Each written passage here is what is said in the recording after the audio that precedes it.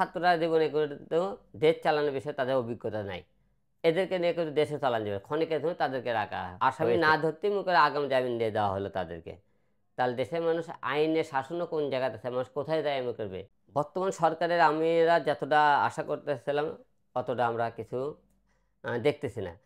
আর যে সমস্ত আমাদের যারা দেশের বর্তমানে দায়িত্ব পালন করতেছে ছাত্ররা জীবনে কিন্তু দেশ চালানোর বিষয়ে তাদের অভিজ্ঞতা নাই।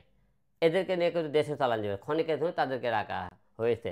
এমন এই ডক্টর মোহাম্মদ ইউনূস বর্তমান যে খাদ্য যে একটা দাম সেটা যে আগুন পর্যন্ত নিয়ন্ত্রণে আনতে পারেনি।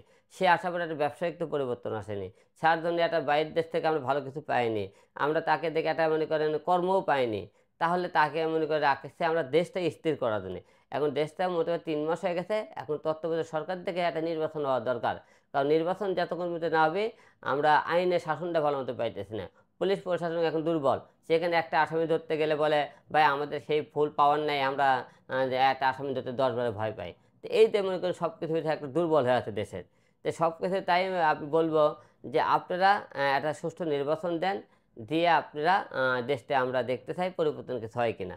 আমরা মনে করেছিলাম আওয়ামী লীগের দরকার নেই, বিএনপিও দরকার নেই, মধ্যস্থরে কাউকে দিয়ে দেশটা কোনো পরিবর্তন হয় কিনা। আমরা কোনো পরিবর্তন দেখতে চাই, কারণ এই দেশ পরিবর্তন করেন একটা কারণে প্রতিহিংসা এবং রাজনীতির শিকারে মানুষের মনে ভিতরে একটা আক্ষেপ আছে। এই কারণে দেশ পরিবর্তন হওয়া খুব কঠিন। আসলে উপদেষ্টা আমাদের যারা বর্তমানে সরকার দায়িত্ব পালন করতেছেন তাদেরকে হঠাৎ করে তারা উপদেষ্টা নিয়ে ব্যস্ত হয়ে পড়েছেন, দেশ নিয়ে ব্যস্ত হয়ে পড়েননি। আর যাদেরকে উপদেষ্টা বানানো হয়েছে আপনারা তাদেরকে দেখবেন এরা কি ছাত্র আন্দোলনের সাথে কয়দিন ছিল, দেশে যেখানে মনে করেন দুর্যোগ আছে সেখানে কয়দিন ছিল, যেখানে আন্দোলন হচ্ছে তারা কয়দিন ছিল, যেখানে অন্যায় অত্যাচার সেখানে কথা বলেছে কিনা। এরা তো যখন আওয়ামী লীগ সরকার ছিল সেই সময় তেল মারারও পোস্ট করেছে।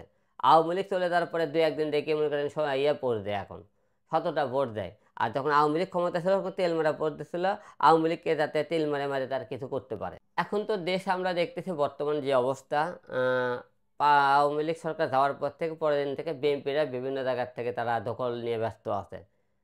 বিভিন্ন রাস্তাঘাট মনে করেন স্কুল মাদ্রাসা দেখবেন সব জায়গাতে বিএনপি এরা দখল নিয়ে ব্যস্ত, মারামারি হামলা টামলা ছিনতাই তারা অনেক জায়গায় করতেছে। এই সমস্ত থেকে এখন মানুষ মনে করতেছে আওয়ামী লীগ যাওয়ার পরে বিএনপির হাতে এখন দেশ আছে। কারণ ধরেন এই বাজারটা আগে আওয়ামী লীগ দখল করতেছিল, আওয়ামী লীগ চলে যাওয়ার পরে পরের থেকে বিএনপি দেখাশোনা করতেছে, কত এই এলাকা এখন আমার। ঠিক আছে, আওয়ামী লীগ আছে তাকে পিঠে মুখে তাড়িয়ে দেওয়া হচ্ছে। তাহলে মনে করেন অবশ্যই তাহলে বোঝা যাইতেছে কে বিএনপি এখন মনে করেন দেশ মনে করেন শাসন করতেছে। সেই তুলনায় জনগণ বলতেছে তারা আমাকে কেন হামলা করলো আমি জানি না।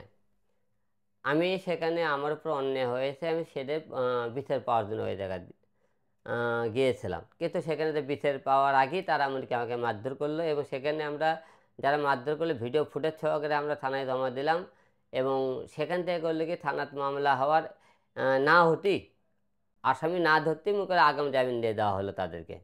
তাহলে দেশের মানুষ আইনের শাসনও কোন জায়গাতে আছে, মানুষ কোথায় দাঁড়িয়ে করবে?